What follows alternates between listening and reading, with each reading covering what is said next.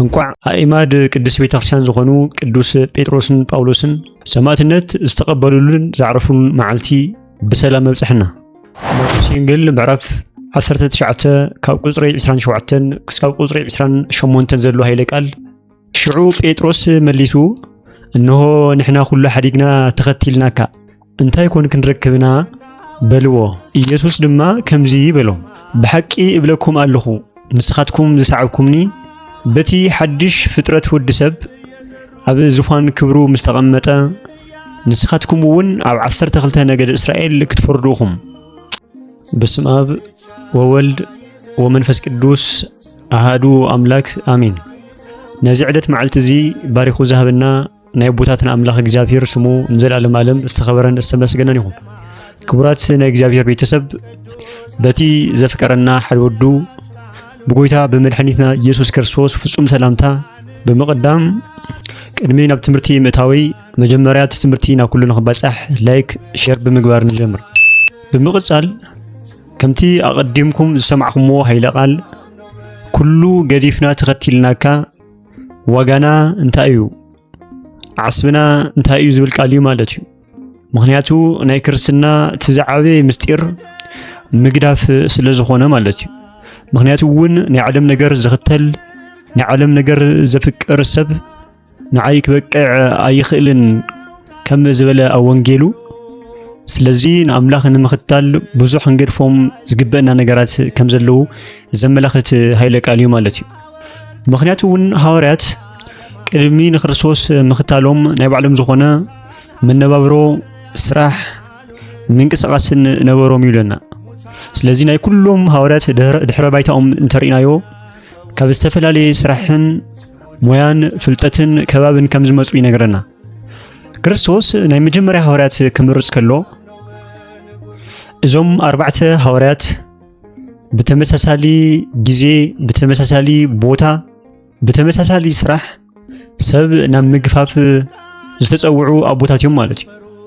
ዝተጸውዕሉ ባሕሪ ድማ ማቴዎስ ወንጌል ከም ዝገልጾ ኣብ ናይ ገሊላ ባሕሪ ሉቃስ ድማ ብዝተፈለየ ሽሙ ገንሴሬጥ ብምባል ይጽውዕ ነዚ ባሕሪ እዚ ማለት እዩ። ስለዚ ሐዋርያት ናይ ክርስቶስ ጻውዒት ከመጾም ከሎ ኩሉ ገዲፎም ሰዓብዎ ይብለና። ስለዚ መጀመርያ ኣብቲ ባሕሪ ንሱ ዘጽምድዎ ዝነበሩ ዓሳ እንትኾን ካብ ምግፋፍ ዓሳ ግን ናብ ምግፋፍ ሰብ ተጸዊዖም ኩሉ ስራሖም ህይወቶም ቤቶም ስድራኦም ገዲፎም ከም ዝኸዱ ከም ዝተኸተሉ ይነግረና ማለት እዩ። መጀመርያ እውን ናይዞም ክልተ ኣቦታት ክብሪ ክንርኢ ከለና ብመጽሓፍ ቅዱስ ቅዱስ ጴጥሮስ ካብ መጀመርያ ክርስቶስ ስብከት ክጅምር ከሎ ከም ዝተመረጸ ሐዋርያው ቅዱስ ጳውሎስ ድማ ድሕሪ ትንሣኤ ከም ዝተጸውዐ ይነግረና ማለት እዩ። ቅዱስ ጳውሎስ ኣብ እግሪ ብሉይ ኪዳን ጠንቂቁ ዝፈልጥ ገማልያ ዝተባሃለ ናይ ኦሪት መምህር እግሪ ኮፍ ኢሉ ዝተምሃረ ሊቅ ዝኾነ ናይ አይሁድ መምህር ከም ዝነበረ ይነግረና ማለት እዩ ሐዋርያው ቅዱስ ጳውሎስ። ከምኡ ድማ እዩ ሐዋርያው ቅዱስ ጳውሎስ ቅኑዕ ዝኾነ ናይ እግዚአብሔር ፍቅሪ ስለ ዝነበሮ ናይ ክርስቶስ ወንጌል ብምስዳድ ክርስቲያን ብምጥፋእ ኣስተዋጽኦ ዝነበሮ ማለት እዩ። መጽሓፍቲ ክነግሩና ከለዉ አይሁዳውያን ንክርስቶስ ከንገላትዕዎ ከለዉ ሐዋርያው ቅዱስ ጳውሎስ ንክርስቶስ ኣጥቢቁ ከም ዝረገጾ ብእግሩ ይነግረና። ከምኡ ድማ ሳውል ንምንታይ ትረግጸኒ ዝተስሓለ ችንካር እንተረገጽካዮ መሊሱ ንዓኻ ዝወግእካ ከም ዝበሎ ስለዚ ኣብ ናይ ክርስቶስ ሕማም ተሳትፎ ከም ዝነበሮ ከምኡ ድማ ኣብ ናይ ቅዱስ ርእሰ ዲያቆናት ቅዱስ እስጢፋኖስ ብእምኒ ክጭፍልዎ ከለዉ ናታቶም ክዳን ብምሓዝ ተሳትፎ ከም ዝነበሮ ይገልጸልና ማለት እዩ። ከምኡ ድማ ቀጺሉ ኣብ ደማስቆ ዝነበሩ ክርስቲያን ንምጥፋእ እንዳኸደ እንዳሃለየ ብምብረቕ ከም ዝወደቐ ይነግረና ማለት እዩ። ካብኡ ድማ ካብ ሰማይ ሳውል ንምንታይ ተሳደኒ ዝብል ቃል ሰምዐ ሐዋርያው ቅዱስ ጳውሎስ። ብምቕጻል ኣነ ዘሳደግካ ንስኻ መንኻ ምስ በሎ ኣነ ናይ ናዝሬቱ ኢየሱስ እየ ከም ዝበሎ ይነግረና ማለት እዩ። ስለዚ ዓይኑ ዓዊሩ ስለ ዝነበረ ኣብ ሃናንያ ዝበሃል ካህን ከይዱ ብምጥማቕ ዓይኑ ከም ዝበርሃሉ ይነግረና። ስለዚ ሐዋርያው ቅዱስ ጳውሎስ ናይ ደማስቆ ናይ ክርስቶስ ምርኮኛ ኾነ ማለት እዩ። እዞም ክልተ ኣቦታት ናይ ትምህርቲ ደረጃኦም ዝተፈላለዩ ተኾነ ዝተጸውዕሉ ግዜ ዝተፈላለዩ ተኾነ እቲ ሓደ ቀዳማይ እቲ ሓደ ዳሕራዋይ እግዚአብሔር ግን ንኽልቲኦም ኣኽቢሩ ኣዒማድ ቤተክርስቲያን ወይ ከዓ ናይ ቤተክርስቲያን ዓምድታት ገበሮም ማለት እዩ። ስለዚህ ንሕና እውን ልብና ሙሉ በሙሉ እንተተቀቢልናዮ ዝኾነ ይኹን ዓይነት ናይ ትምህርቲ ደረጃ ይሃለና ኣብ ዝኾነ ይኹን ዓይነት ግዜ ንጽዋዕ ንዓና እውን ዓብይ ዋጋን ሰማያዊ ዝኾነ ኣኽሊልን ከም ዝበና ንርዳእ ማለት እዩ። ስለዚ ማቴዎስ ወንጌል ምዕራፍ 16 ቁጥሪ 18 ከም ንረኽቦ ሐዋርያው ቅዱስ ጴጥሮስ ናይ ቤተ ክርስቲያን ዓንዲ ኮኽሒ መሰረት ከም ዝኾነ ናይ ስሙ ትርጓሜ እውን ጴጥሮስ ማለት ኮኽሒ ከም ዝኾነ ይነግረና ማለት እዩ። ጳውሎስ ማለት ድማ ምርጢ እቃ ምሩፅ ኣቕሓ ግብረ ሐዋርያት እንረኽቦ ጎይታ ግን በሎ ንሱ ሳውል ኣብ ቅድሚ ኣህዛብን ነገሥታትን ደቂ እስራኤልን ስመይ ክሰብኽ ንዓይ ሕሩይ ኣቕሓ እዩ ብምባል ይገልጾ ማለት እዩ። ከምኡ ድማ ትጥንኩር ዝነበረ ናይ ነገሥታት ልቢ ናይ ኣህዛብ ናይ ካሕድያን ልቢ ብመውደሻነቱ ወቂሩ ኣፍሪሱ ሓድሽ ልቢ ዝሰርሐ ኣቦ እዩ ማለት እዩ። ሐዋርያው ቅዱስ ጳውሎስ ካብ ኩሎም ሐዋርያት ንላዕሊ ከም ዝጻዕረን ከም ዝደኸመን ይነግረና። ቀዳማይ ቆሮንቶስ ምዕራፍ 15 ካብ ቁጽሪ 10 ክንርኢ ከለና ካብ ኩሎም ንላዕሊ ካብ ኩላቶም ሐዋርያት ንላዕሊ ጻዕርኩ ግናኸ እቲ ምሳይ ዘሎ ጸጋ ኣምላኽ እምበር ኣነ ኣይኮንኩን ይብል ማለት እዩ። በተለይ መምህራን ሰበኽቲ እዚ ቃል እዚ ዓብይ ትምህርቲ ኮነና ይግባእ ማለት እዩ። ሐዋርያው ቅዱስ ጳውሎስ ከም ዝፍለጥ 14 መልእኽታት ከም ዝጸሓፈ በዚ ብምትሕሓዝ ካልኣይ ጢሞቴዎስ ምዕራፍ 4 ካብ ቁጽሪ 7 ክሳብ 8 ዘሎ ቃል ሰናይ ገድሊ ተጋዲለ እቲ ጉያ ፈጺመ ነታ እምነት ሓልየያ ኣለኹ ካብ ሕጂ ንድሓር እቲ ናይ ህይወት ኣኽሊል ተነቢሩለይ ኣሎ ይብል ማለት እዩ። ምክንያቱ ኩሉ ግዜ ቅዱሳን ናብ ክርስቶስ ንምኻድ እዮም ዝናፍቑ። ከምቲ ዝበሎ እንተ ንዓይስ ናብ ክርስቶስ ምኻድ መሓሸኒ እንተ ንዓኻትኩም ግን ኣነ ምሳኹም ክጸንሕ ይሓይሽ ዝበለ ማለት እዩ። ከምቲ መዝሙረ ዳዊት ዝበሎም ሞቶም ለጻድቃን ዕረፍቶም ውእቱ ህይወቶም ንጻድቃን ንሰማዕታት ሞቶም ዕረፍቶም እዩ ሞቶም ልደቶም እዩ። ከምቲ ህፃን ካብቲ ጸቢብ ዝኾነ ማህፀን ዝወፅእ ካብዚ ጸበባን ጭንቅን ዝተመልኦ ዓለም ናብቲ ዝናፍቕዎ ዘላለማዊ ህይወት ናብቲ ኣቦኦም ዘዘጋጀወሎም ዘላለማዊ ዕረፍቲ ዝኸዱ ዝውለዱ በዚ ድልድል ወይ ከዓ መሸጋገሪ ሞት እዩ ማለት እዩ። ምክንያቱ ክቡር ሞቱ ለጻድቅ በቅድመ እግዚአብሔር ናይ ጻድቕ ሰብ ሞት ኣብ ቅድሚ እግዚአብሔር ክቡርን ዝተፈተወን ዝኸበረን ስለ ዝኾነ ከምኡ ድማ ጽዋግ ሞቱ ለሃጥእ ናይ ሓጥእ ሰብ ሞት ግን ጭንቅን ጸበባን ጽዋግን ከም ዝኾነ ይነገረና ልበ ኣምላክ ቅዱስ ዳዊት ማለት እዩ። በዚ ድማ ንኢየሩሳሌም ዘብርሁ እዞም ክልተ ኣኢማድ ጴጥሮስን ጳውሎስን ኣገልግሎቶም ድሕሪ ምፍጻሞም ብሓባር ኣብ ሓንቲ መዓልቲ ሓምለ 5 ኣብ ሮም ብሰማዕትነት ከም ዝሕለፉ ይነገረና። ቅዱስ ጴጥሮስ ብኢድ እቲ ጨካን ንጉስ ኔሮን ቄሳር ተታሒዙ ናብ መስቀል ቀረበ ማለት እዩ። ከምኡ ድማ ሐዋርያው ቅዱስ ጳውሎስ ሮማዊ ዜግነት ስለ ዝነበሮ ብመስቀል ክስቀል ኣይፈቀዱን። ስለዚ ድማ ክሳዱ ብሰይፊ ክቁረጽ ተፈረዶ ማለት እዩ። ከምቲ ዮሐንስ ወንጌል ምዕራፍ 21 ካብ ቁጽሪ 18 ዘሎ ክርስቶስ ናይ ሞት ናይ ዮሐንስ ክነግር ከሎ ኣብ ሽምግልናኻ ግን ኣይዳውካ ክትዝርጋሕኻ ዝብሎ ቃል ኣሎ ማለት እዩ።